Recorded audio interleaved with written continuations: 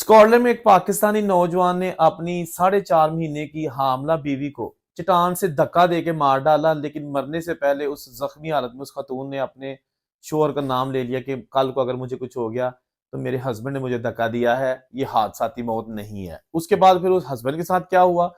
आखिर उसके हस्बैंड ने अपनी जवान साला बीवी, शादी को अभी सिर्फ 8 महीने हुए थे, क्यों मार डाला?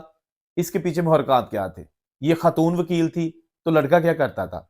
चलें जल्दी से मैं आपको ये बहुत सारी छोटी-छोटी चीज़ें हैं जो अब तक सामने आई हैं, बड़ी डिटेल के साथ आपको बताता हूँ। बात शुरू होती है सन 2019 से। सन 2019 को फौजिया जावेद नामी लड़की, जिसकी उम्र 31 साल, अपनी वालदा यास्मीन जावेद के साथ कुछ सनग्लासेस या आई साइट के लिए ग्लासेस खरीदने जाती है एक ऐसे क्लिनिक पर, एक ऐसी स्टोर पर, जहां पर उसकी मुलाकात होती है। वहां पर एक और पाकिस्तानी नौजवान जिसका नाम है काशिफ अनवर, उम्र 29 साल। तो काशिफ अनवर का ताल्लुक जो है ना वो लीड से है, जबकि ये जो फौजिया है इसका ताल्लुक यॉर्कशायर से। इनकी वहां पे मुलाकात होती है काम के सिलसिले में। ऑफ कोर्स ये गाहक जाते हैं वहां पे, जो फौजिया है जो कि एक पेशे के एतबार से वकील थी। इनकी आपस में एक दो और मुलाकातें होती है, तो इन्होंने फैसला किया कि क्यों ना हम जीवन साथी बन जाएं। बेहतर यही है कि शादी करके जिंदगी का एक नया सफर शुरू करते हैं। फौजिया ने भी घर वालों, अपनी अम्मी से बात की। अच्छा, फौजिया बिल्कुल घर वालों की अकलौती औलाद, ना इसका कोई भाई ना बहन। तो इसने घर आके अम्मी से बात की। ऑफ कोर्स मुलाकात हुई काशिफ से। काशिफ भी एक खूबसूरत जवान आदमी था, नौजवान था। तो इनकी जनाब दिसंबर 2020, यानी कि क्रिसमस वाला दिन था, 25 दिसंबर 2020 को इन दोनों की शादी हो जाती है। शादी हो जाती है तो कुछ अरसा मामला ठीक रहते हैं, लेकिन अक्सर काशिफ अपनी बीवी को तशद्दुद का निशाना, जिस तरह डोमेस्टिक होता है ना, घरेलू तशद्दुद, उसका सामना करना पड़ता है फौजिया को। और फौजिया जान लेती है कि शायद ये मेरी राइट चॉइस नहीं थी, ये मेरा इंतखाब कुछ गलत हो गया है कि मैंने एक ऐसे बंदे से शादी कर ली जिसको मेरी कदर नहीं है, इसीलिए मुझे पे वो आए रोज तशद्दुद करता है या मुझे बुरा भला हर वक्त कहता रहता है, मेरे से लव या प्यार नहीं करता। बहरहाल ये चीजें तो चलती रही। उसके बाद जनाब आ गया 2021, क्योंकि 25 दिसंबर 2020 को तो उनकी शादी हो गई और 2021 आ गया, सितंबर आ गया और सितंबर तक इनकी शादी को हो चुके थे 8 महीने। उसके बाद सितंबर 2021, जब तक इनकी शादी को 8 महीने हो चुके थे, और इस दौरान फौजिया जो ना वो तकरीबन 17 माह की हामला थी, यानी कि तकरीबन 4.25 महीने की एक हामला खातून थी, बच्चे की मां बनने वाली थी। तो फौजिया ने सोच रखा था कि मैं जो है ना इस आदमी से अलहदगी इख्तियार कर लूंगी, क्योंकि मैं नहीं चाहती कि सारी जिंदगी एक ऐसे शख्स के साथ गुजार दूं जिसको मेरी कदर नहीं है। तो बहरहाल इनकी काफी आपस में जो है ना ये चीजें चलती रहती थी। काशिफ के दिल में क्या था वो तो अल्लाह बेहतर जानता है, लेकिन फिर काशिफ ने एक दिन इसको सितंबर में कहा कि बड़ा खूबसूरत मौसम है, हम चलते हैं स्कॉटलैंड का जो दारुल हुकूमत है एडिनबरा, वहां पर जाके, तो एक बहुत ही खूबसूरत पॉइंट है जिसको एक पहाड़ है, चट्टान है, जहां लोग जाते हैं सनसेट देखने के लिए। टूरिस्ट, खा वो लोकल हैं या इंटरनेशनली, वहां पे जाते हैं। वो बहुत खूबसूरत एक मुकाम है, वहां पर जाके तो सूरज जब गुरूब होता है ना, वहां नजारा उसका करते हैं। उसको कहते हैं आर्थर्स सीट, ये उस मुकाम का नाम है। और वहां पर ये चले जाते हैं, वहां जाके शाम होती है, सनसेट का नजारा करते हैं। लोग अपने घरों को जाना शुरू हो जाते हैं जब शाम होती है। ये वहीं रहता है काशिफ अपनी बेगम के साथ, फौजिया के साथ। तो उसके बाद ये बिल्कुल किनारे पे चले जाते हैं, जो चट्टान का किनारा होता है ना, जिसके आगे बिल्कुल जमीन है, बिल्कुल कटाव वाली चट्टान है, जैसे कि आप देख रहे हैं कटाव है चट्टान, बिल्कुल एक कटाव उसका बना हुआ है। तो किनारे पर जो है ना वो बीवी के साथ चलना शुरू हो जाता है, और उसके बाद कहता है कि हम सेल्फी बनाते हैं। सेल्फी बनाने की कोशिश करता है और साथ ही बीवी को जो है ना धक्का दे देता है। बीवी 50 फुट नीचे चली जाती है और गिर जाती है, यानी कि बिल्कुल नीचे। अब पता नहीं कि उसके साथ क्या हुआ, लेकिन जब वो नीचे गिरी तो कुछ लोग ऑलरेडी शायद वहां पे मौजूद थे। एक आदल रफीक नामी नौजवान, जो कि रिपोर्ट हुआ है, रिपोर्ट में सामने आया, वो भी उसके पास सबसे पहले पहुंचा और उसने पूछा कि आपके साथ क्या हुआ है। वो बड़ी जख्मी हालत में उस वक्त फौजिया थी। तो फौजिया ने बताया कि ऊपर जो है ना मेरे हस्बैंड ने मुझे धक्का दे दिया है, मुझे मारने की कोशिश की है, और अगर मुझे कुछ हो गया तो ये मेरा हस्बैंड है जो मेरा कातिल है। उसके बाद वहां पर ऑलरेडी कॉल चल चुकी थी।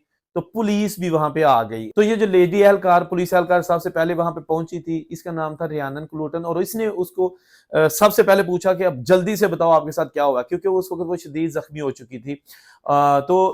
मरने से पहले इस फौजिया ने बता दिया कि मुझे मेरे हस्बैंड ने जो है ना वो धक्का दिया है, हमारी लाइफ ठीक नहीं चल रही थी और उसने मुझे मारने की कोशिश की, अगर मुझे कुछ हो गया तो मेरा हस्बैंड मेरा कातिल है।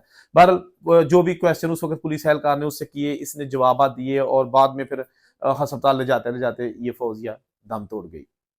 उसके बाद जो काशिफ अनवर, उसको अरेस्ट कर लिया जाता है, इसका केस चलता है, ट्रायल चलता है।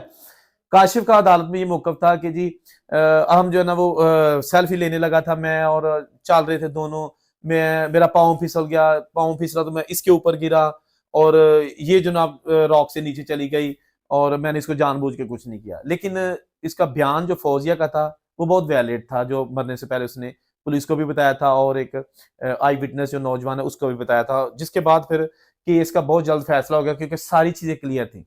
तो अदालत ने काशिफ अनवर को 20 साल सजा सुना दी और जेल में भेज दिया। अभी वो काशिफ जेल में है। देखिए, काशिफ ने एक ऐसा रास्ता इख्तियार किया अपनी बीवी से जुदा होने का कि जिसने उसकी अपनी जिंदगी भी तबाह कर दी।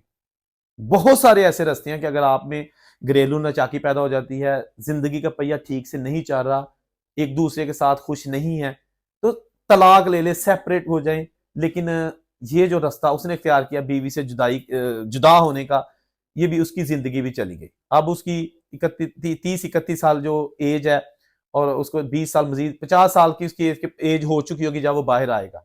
चले काशिफ तो फिर बाहर आ जाएगा। फौजिया का क्या होगा? उसकी बूढ़ी माँ का क्या होगा?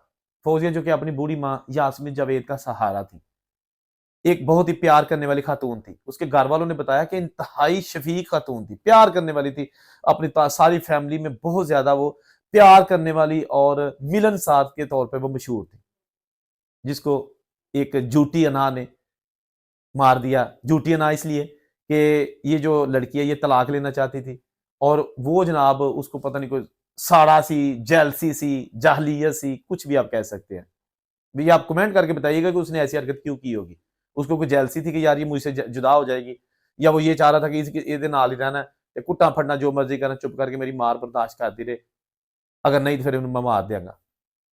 ये जनाब होती है जहालत। बहुत सारे ऐसी खवातीन मेरे से राब्ते में है जो कि घरेलू तशद्दुद का निशाना बन रही हैं, जिनको उनके हस्बैंड मारते हैं, लेकिन उनकी कोशिश होती है कि हम तलाक ले लें, लेकिन तलाक भी उनको नहीं दी जाती, उनको एक गुलाम बना के रखा जाता है।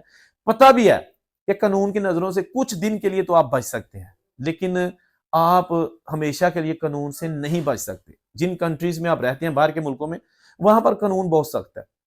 अगर आहिस्ता आहिस्ता भी प्रोसेस चलता है ना किसी को तलाश करने का, अरेस्ट करने का, फाइंड करने का, चालान पेश करने का, लेकिन वो आहिस्ता आहिस्ता प्रोसेस भी एक ना एक दिन तकमील को पहुंचता है, और जो बंदा सजा का हकदार हो उसको उसकी सजा मिलती है, और उसने फिर सजा काटनी भी होती है।